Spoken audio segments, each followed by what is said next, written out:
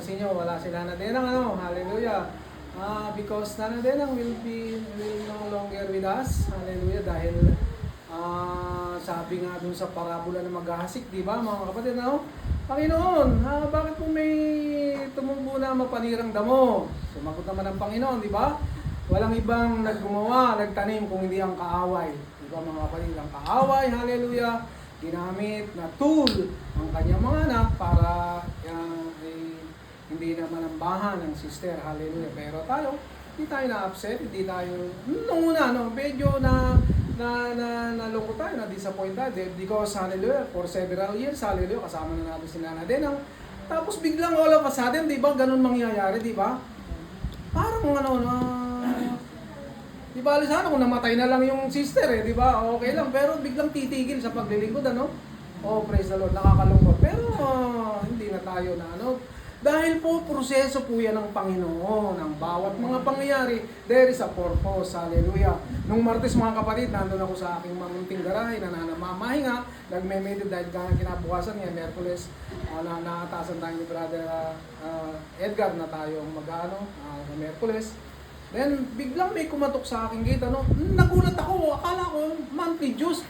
Kababayad ko lang ng monthly dues, may kumakatok, kainitan mga kapatid, stress, Pagtayo ko, pagsilip ko sa gate, si Myra, anak ni Nana Denang, Tapos bandang malayo, bandang paibaba, pailaya, si Brother Henry. Kasi si Sister Myra, hindi niya alam. Ang aming bahay, hinatid siguro ni Brother Henry. Kumakatok. Pinagbuksan naman natin, mga kapatid, entertain natin, bilang Christian, Sister, pasok ka, wag tayo dyan sa labas. Yun nga, nagano siya. Grand jury, sabi niya, kasi hindi na po mag-church si Nana Denang, pinananay ko. Okay. Antimano, sinagot ko, okay po. Kasi nung Miyerkules, mga kapatid, na-disclose ko na sa mga karamihan, mga kapatid, para hindi na kayo maano kay Nana Denang, saan na po siya mag-church? Sabi ko gano'n, yun ang tanong ko. Bahala na po si Kuya, sabi niya. Ayun ang sagot naman ni Sister Myra sa akin. So, ganun lang. Salamat sa Panginoon.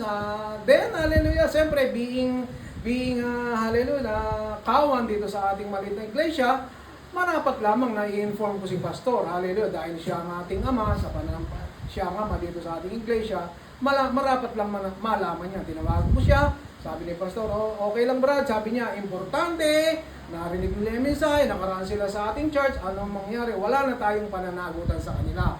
Naka-comfort tayo, nakakuha tayo ng comfort sa ating pastor, hallelujah. Dahil nga, na-disappoint tayo, Pero later on, hallelujah, maaluan na tayo, hallelujah, lalo na yung ating binasa. Sa aklat ng mga salmo, talagang lalo na tayong naalma, lalo na tayong na-comfort, hallelujah. Salamat sa Panginoon mga kapatid, purihin siya, hallelujah.